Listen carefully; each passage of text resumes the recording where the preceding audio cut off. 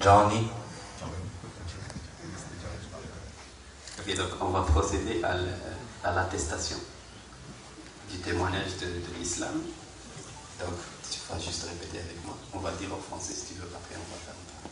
J'atteste qu'il n'y a pas de Dieu sauf Allah. J'atteste qu'il n'y a pas de Dieu sauf Allah. Et j'atteste que Mohammed est le messager d'Allah. Et j'atteste que Mohammed est le messager d'Allah. Messager d'Allah. On va essayer de dire ça en arabe, ok? Ashhad. Ashhadu an la ilaha illallah Muhammadur Rasulullah. Allahu Akbar. Allahu Akbar. On va juste la dire un peu. Ashhadu an la ilaha. Ashhadu an la ilaha illallah. Illallah. Wa ashhadu anna. Wa ashhadu Allah. Anna. Muhammadan. Rasulullah. Rasulullah. Allahu Akbar. C'est magnifique mon frère. Toi t'es déjà le premier là. Before Mr. Johnny.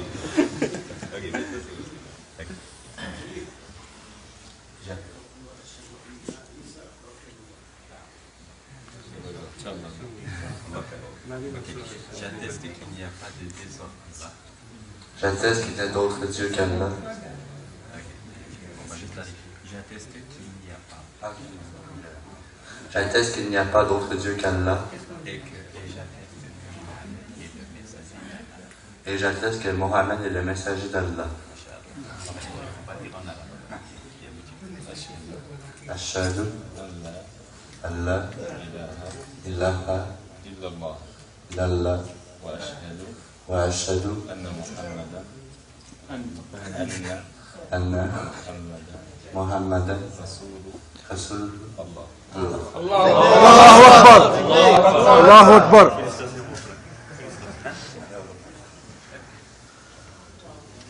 Si vous avez donc juste de nous dire comment vous avez eu la chance de... C'est quoi qui vous a ramené à l'islam? Si tu veux, là, qu'est-ce qui a commencé à me faire regarder l'islam de plus près? En fait, c'est le 11 septembre. À partir de là, je me suis dit qu'il y avait quelque chose qui ne marchait pas. Pourquoi il s'acharnait autant sur les musulmans, surtout avec tous ces mensonges? Et puis, j'ai commencé, déjà qu'avant, j'avais un peu de sciences religieuses avec mon père, qui était chrétien. Puis, quand j'ai découvert à quel point que le monde entier s'acharnait sur les musulmans, je me suis dit, mais pourquoi c'est tout des cinglés? Et là, quand je suis allé voir sur Internet, parce que j'avais pas d'autres moyens d'information, quand je suis allé voir sur Internet, j'ai fouillé parce que je pouvais. J'ai pris les bonnes informations, j'ai réussi avec les bonnes informations à rejeter les mauvaises, à voir qu'est-ce qui se contredisait, qu'est-ce qui était la vérité au bout du compte, puis tout se concorde, tout se tient. Et puis avec certaines personnes de mon entourage à poser des questions et puis à voir que cette vérité-là, en fait, c'est la vérité, mais comment dire, il y a tellement d'oppression autour que c'est encore plus une vérité de voir toute cette manière qu'on va essayer de cacher la vérité, si on veut. Et puis avec le temps, ben, c'est déjà, comme je vous ai dit, que j'avais déjà un petit passé religieux, j'avais certaines choses, mais j'ai jamais su encaisser la Sainte Trinité ou ces choses-là, le Fils de Dieu. Mais surtout avec le prophète Mohammed, les miracles qu'il a réussi à produire avec le Coran, avec tout ça. Voilà. J'ai trouvé plusieurs réponses, j'ai trouvé plusieurs styles de vie. J'ai trouvé un style de vie, disons, pur, disons, une bonne lignée de conduite, qui a un chemin à prendre, qui est bien indiqué. Puis, de savoir quoi faire, de quoi pas faire, puis on a toutes les réponses avec les hadiths, et le Coran.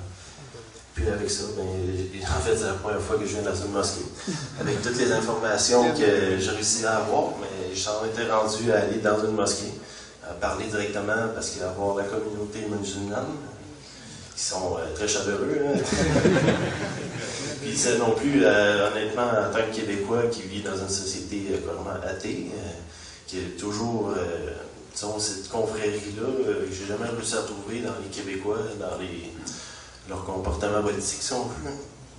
J'ai jamais réussi à trouver une confrérie qui avait les mêmes idées que moi, qui avait les mêmes idées que moi, les mêmes sentiments et tout. Mais quand je rentre dans la communauté musulmane, le monde dit non à la fornication, non à la drogue, et non à toutes ces choses-là qui me semblent si simples, mais que personne ne sont capables de faire. Mais dans la communauté musulmane, il me semble que tout le monde ici a réussi à aller chercher avec tout le monde un beau sourire. Ce sourire-là, tu ne le retrouves pas dans l'espèce de communauté athée ou dans toutes les autres communautés. Tu ne retrouves pas ce sourire-là de sérénité, si on veut. Puis c'est ça que je suis venu chercher. Bienvenue. Félicitations. Bienvenue.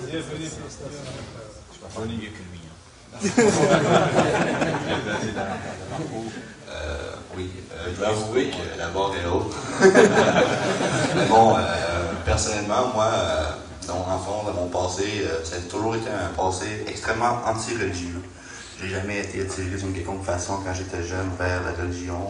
Mes parents et tout mon entourage m'ont toujours déconseillé fortement d'aller vers la religion, pour une raison que j'ai toujours ignorée. Ce qui m'a tiré vers l'islam, honnêtement, c'est mon ami ici, Marc-Olivier Blais. Sans lui, j'aurais jamais connu l'islam. Quand j'ai commencé à connaître ça, je me suis informé, j'ai regardé le plus de vidéos possibles sur Internet, ça avait du sens. J'ai regardé des bons sheikhs comme Ahmed Didat, puis les fameux savants musulmans. Par la suite, je voulais vraiment chercher une vidéo de quelqu'un comme moi, parce que je voyais souvent des vidéos de gens qui étaient déjà chrétiens, ou des gens qui avaient déjà un bon passé religieux se convertir. Moi, je voulais voir un athée drogué se convertir. Je cherchais ça absolument, puis j'en ai trouvé un. Monsieur Isaac, en dessous là-bas.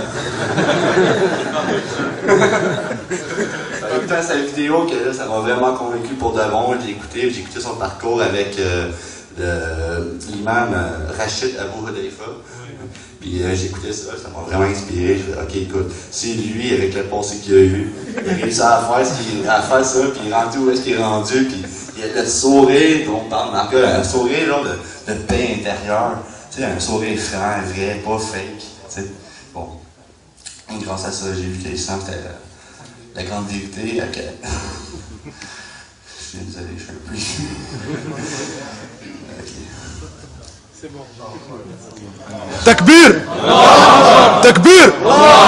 Takbir! Allahu Akbar.